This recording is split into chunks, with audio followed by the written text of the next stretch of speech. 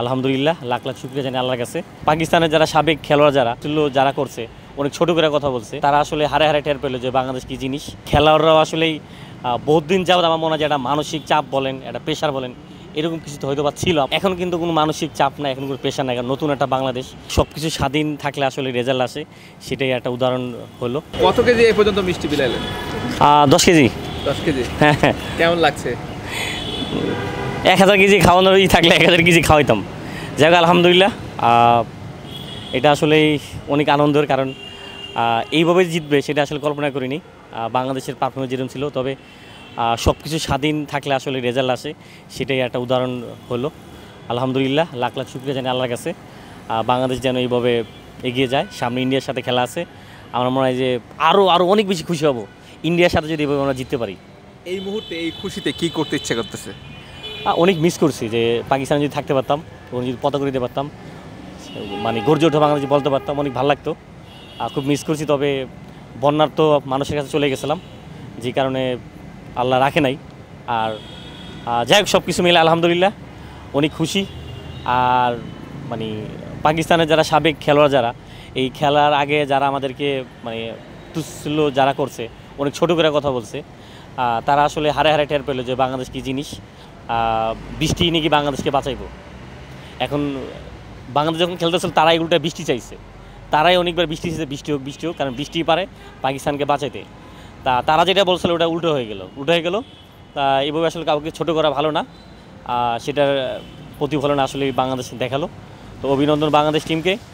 আর সকালে জাকির আর মানে প্রথম যে পার্টনারশিপ, জাকির অনেক মানে খুবই ভালো। ওরাই বাংলাদেশকে আসলে জিতানোর জন্য একটা করে দিয়ে গেছে।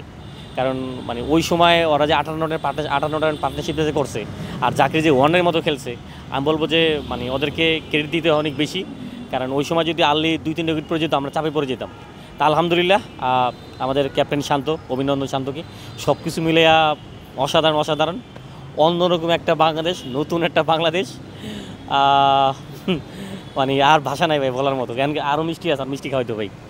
আচ্ছা, আপনি কি মনে করেন যে আসলে খেলোয়াড় কিন্তু এই খেলোয়াড়গুলো আগেও ছিল, বা নতুন করে দেশ স্বাধীন হওয়ার আগেও ছিল, পরেও ছিল, বাট তাদের পারফরমেন্সটা বদলে গেছে? আপনি এইটার পেছনে আসলে কি মোটিভকে দায়ী করবেন? নতুন যারা আসার পরে কিন্তু বাংলাদেশ টেস্ট শুরু করলো, বিশেষ করে ফাহিম স্যার, তারপর আমাদের নতুন বোর্ড প্রেসিডেন্ট ফারুক ভাই, তারপরে অন্য নতুন মুখ যারা, আমার মনে হয় যে আর খেলোয়াড়রাও আসলেই বহুত দিন যাবত আমার মনে হয় যে একটা মানসিক চাপ বলেন, একটা প্রেশার বলেন, এরকম কিছু তো হয়তো বা ছিল আমার যেটা ধারণা। এখন কিন্তু কোনো মানসিক চাপ নাই, এখন কোনো প্রেশার নাই, কারণ নতুন একটা বাংলাদেশ। সব কিছু মিলে বলবো যে মানে স্বাধীনতা পাইলে, স্বাধীনভাবে কাজ করতে পারলে, সেটার প্রতিফলনই খেলোয়াড় দেখালো যে স্বাধীনভাবে খেলতে পারছে তারা, কোনো চাপ ছিল না, প্রেশার। তবে একটা কথা, এখানে হাতুরু সিংয়ের কী হইব, এখন হাতুরু সিংয়ের যা হওয়ার তাই হইব। আমার মনে হয় যে তাকে মানে রাখা হইব। তবে যখনই বাংলাদেশ এই মানে ভাব করে যায় এই বেটা, তখনই এই বেটা পারফরমেন্স করে। নিউজিল্যান্ড সিরিজে এই বেচারা ভাব করে যায়, তখনই কিন্তু হাতুরু সিং একবার পারফরমেন্স করে ফেলাইছে, যে কারণে দেখলাম নিউজিল্যান্ডের থেকে আসার পর অনেক খেলতেছে। তো এইখান থেকে আমার মনে হয় না আর যতই যাক করুক, হাতুরু সিং মনে হয় না আর মানে টিকতে পারবে। যাই হোক, তবে এটা হচ্ছে প্লেয়ারদের কারিশমা, ক্যাপ্টেন্সির কারিশমা।